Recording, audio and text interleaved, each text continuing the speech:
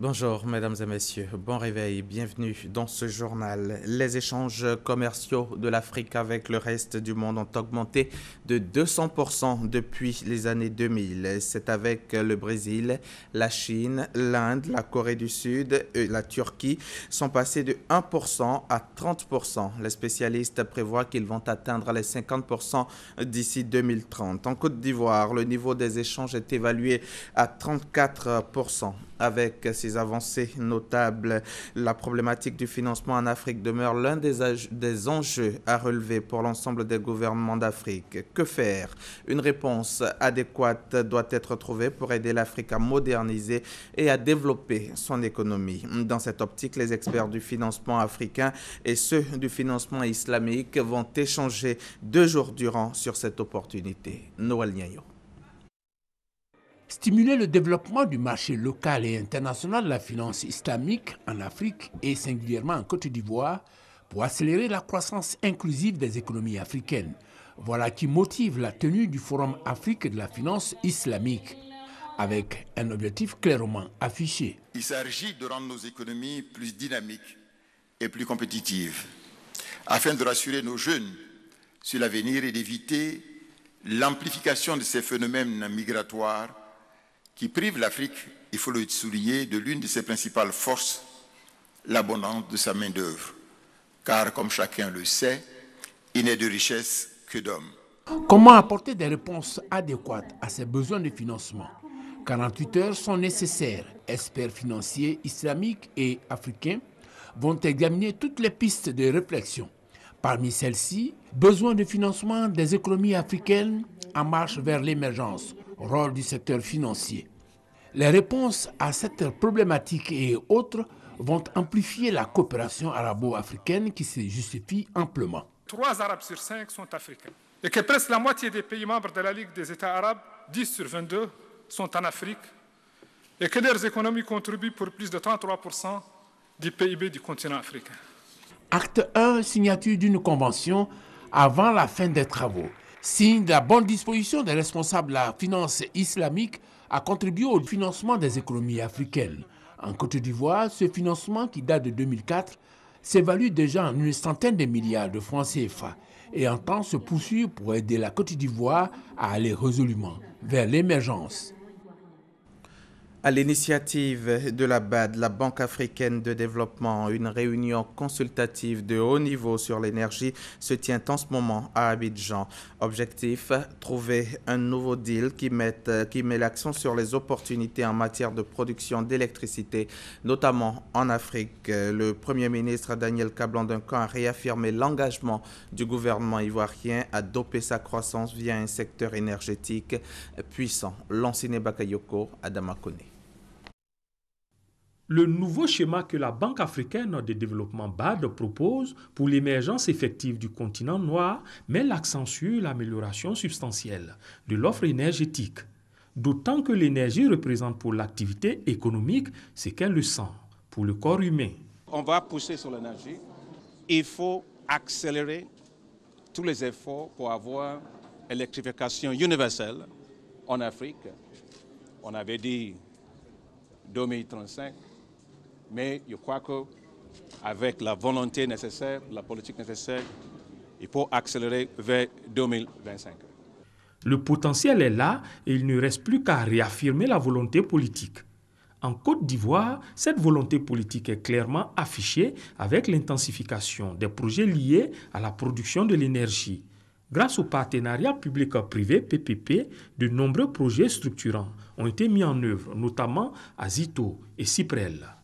L'action du gouvernement vise à assurer la mise en place d'un environnement propice et attractif à l'investissement non privé. L'objectif, c'est de faire en sorte, effectivement, toutes les localités de Côte d'Ivoire, supérieures donc à 500 habitants, soient électrifiées à l'horizon 2020. Fort de cet atout, le gouvernement ivoirien envisage de porter la capacité installée en électricité de 2000 MW à fin 2015 à 4000 MW en 2020. La question de l'énergie fait partie des 5 points clés du programme d'action du nouveau président du groupe de la Banque africaine de développement. Selon les chiffres de l'institution, l'Afrique a besoin de 240 milliards de dollars par an, soit environ 120 000 milliards de francs CFA, pour soutenir une croissance fulgurante. Dans moins d'une semaine, les élèves vont reprendre le chemin de l'école. Et comme à l'accoutumée, à la veille de chaque rentrée scolaire, la ministre de l'Éducation nationale et de l'enseignement technique, Kandia Camara, rencontre les acteurs et partenaires du système éducatif. Pour cette rentrée scolaire 2015-2016, la ministre a invité la communauté éducative à s'approprier l'école obligatoire décidée par le gouvernement et qui entre en vigueur dès cette rentrée. Reportage Grace Kando. Ensemble pour la scolarisation obligatoire et une école de qualité. Ce thème doit servir de boussole dans le processus de déclinaison de la vision stratégique qui sous-tend l'école obligatoire. L'école obligatoire met la Côte d'Ivoire en convergence avec ses engagements internationaux et avec sa vocation de terre de prospérité promise à l'humanité. Cette décision du gouvernement entre dans sa phase active dès cette rentrée scolaire 2015-2016. Directeurs régionaux de l'éducation nationale et de l'enseignement technique et enseignants s'approprient cette mesure. Nous allons commencer par retenir à l'école tous les enfants inscrits au CPE. Nous allons faire en sorte que tous ces enfants trouvent la place dans nos établissements scolaires. Il s'agit pour nous de faire en sorte que les propos de Madame la ministre soient traduits en actes pour que la scolarisation soit une réalité dans nos zones. Au cours de cette rencontre avec les acteurs et partenaires du système éducatif, la ministre de l'Éducation nationale et de l'enseignement technique, Kandia Camara, a annoncé au titre de cette rentrée scolaire la disponibilité de plusieurs salles de classe. Il est bon de noter que c'est un total de 5081 salles de classe nouvelles au préscolaire et au primaire et 82 nouveaux collèges construits en 2015 qui seront disponibles cette année. L'on note également la construction de 2 nouveaux CAFOP à Bondoukou et à San Pedro, portant le parc des centres de formation initiale à 16 CAFOP désormais. Toujours au chapitre des innovations, cette année, le quantum horaire annuel des enseignements passe de 25 semaines à 32 semaines de cours. Et le retour à la lecture syllabique aux cours préparatoires, ce qui va permettre d'améliorer la qualité des apprentissages. Célébrée le 8 septembre dernier, le 8 septembre de chaque année au niveau mondial, la journée internationale de l'alphabétisation sera célébrée en Côte d'Ivoire lundi prochain, 21 septembre. En prélude à cette célébration qui aura lieu en présence du Premier ministre Daniel Kablan-Duncan, la directrice de l'alphabétisation et de l'éducation non formelle, Maman Ouattara, a fait un point de presse mercredi dernier pour situer les enjeux de cette célébration. C'était en présence de notre reporter Herman Niamia. C'est le lundi 21 septembre, place Figayo à Yopougon, que sera célébrée la journée internationale de l'alphabétisation en Côte d'Ivoire. Et c'est en présence du Premier ministre Daniel Kablan-Duncan que se tiendra cette cérémonie. Face à la presse, la directrice de l'alphabétisation et de l'éducation non formelle, Maman Ouattara, a situé les enjeux de cette célébration. C'est vrai que le plus fort taux de personnes analphabètes se trouve dans la gente féminine, mais il y a également des hommes analphabètes. Donc l'activité du 21 septembre concerne tout le monde. Le taux d'analphabètes en Côte d'Ivoire s'élève à 44,7%. Que faire aujourd'hui pour amener ce taux à 20% d'ici 2020? La célébration de cette 50e journée internationale de l'alphabétisation est donc l'occasion, selon Maman Ouattara, de prendre des engagements.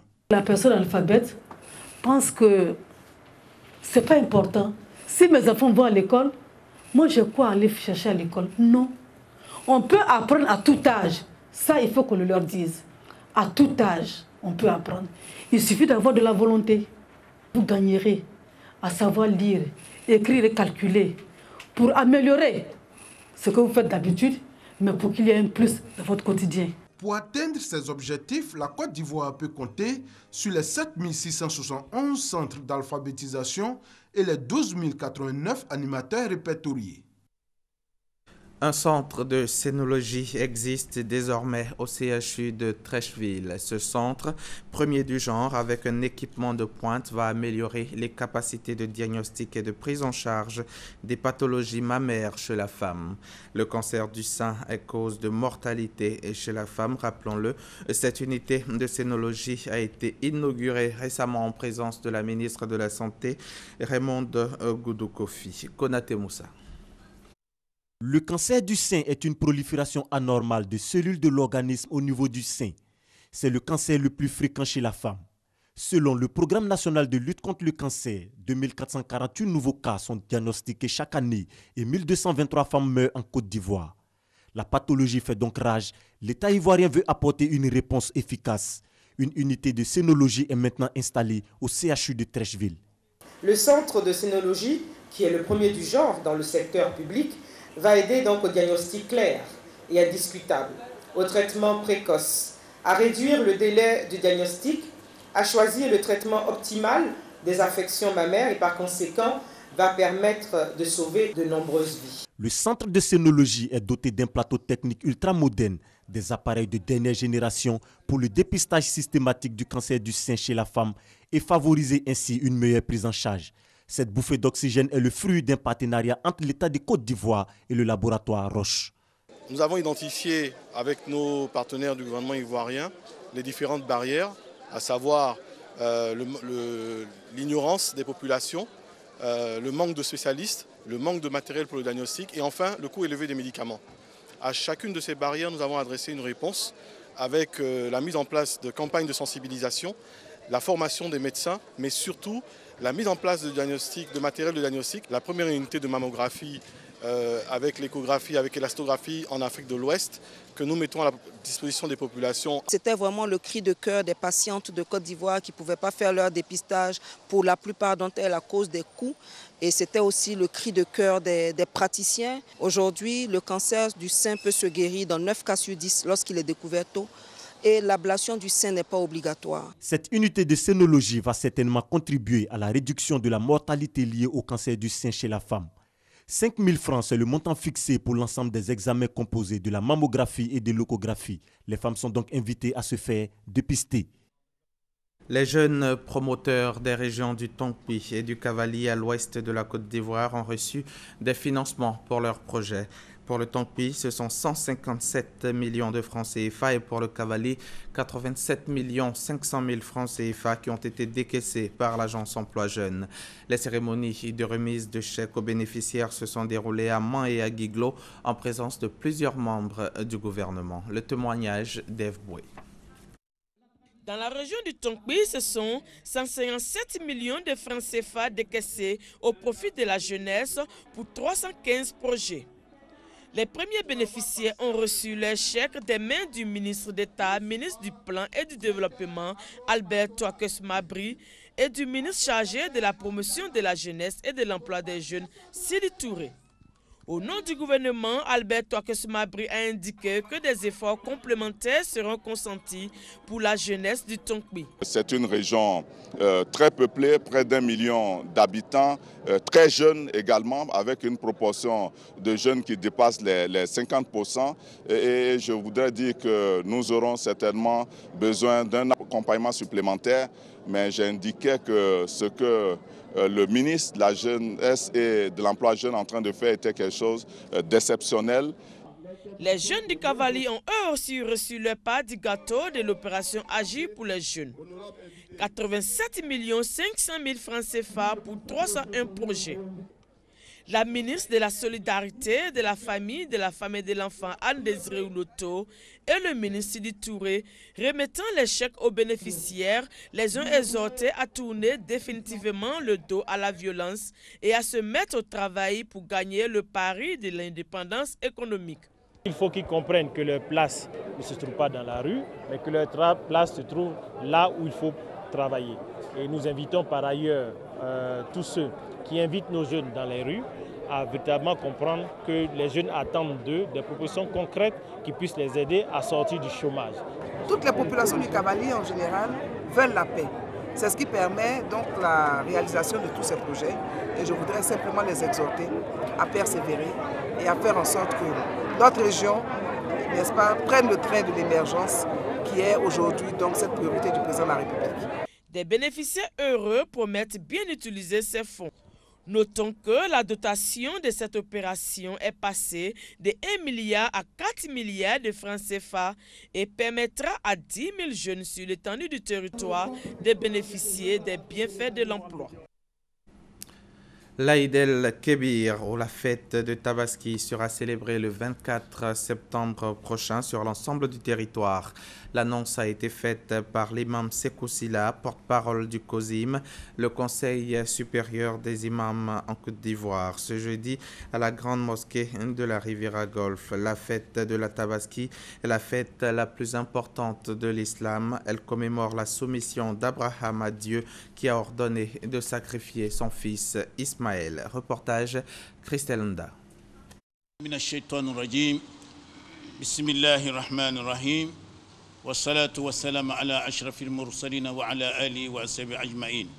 Le Conseil supérieur des imams en Côte d'Ivoire, COSIM, le Conseil des imams sunnites, CODIS, et le Haut Conseil de l'imama informent toute la communauté musulmane que le premier jour du mois de Zulhijjah fut le mardi 15 septembre 2015. Ainsi, la station à Arafat aura lieu, Inch'Allah, le mercredi 23 septembre 2015. Par conséquent, la fête de la Tabaski sera célébrée en Côte d'Ivoire, Inch'Allah, le jeudi 24 septembre 2015. Les imams souhaitent bonne fête de Tabaski à toutes et à tous. Les militaires du RSP, le régiment de sécurité présidentielle, ont annoncé jeudi avoir dissous les autorités de la transition au Burkina Faso. Ils assurent vouloir organiser des élections inclusives. Depuis mercredi après-midi, les putschistes dirigés par le général Gilbert Diendéré, ancien bras droit de l'ancien président Blaise Compaoré, séquestrent les membres de l'exécutif, dont le président Michel Kafando et le premier ministre Isaac Zida. Le Conseil national pour la démocratie, CND, du général Gilbert Diendéré a instauré un couvre-feu à 19h jusqu'à 6h, heure locale, ce vendredi matin. Les frontières terrestres et aériennes sont désormais fermées. Selon des sources locales, le dernier bilan fait état de 3 à 6 morts à Ouagadougou et en province. La communauté internationale a réagi. Paris condamne fermement le coup d'État. Washington se dit profondément préoccupé. Et la chef de la diplomatie européenne, Federica Mogherini, appelle au respect de la transition et de l'intérêt général. Fin de ce journal, début de l'ambiance avec Christelle Melège dans Matin Bonheur. Nouveau enflammé, des manifestations de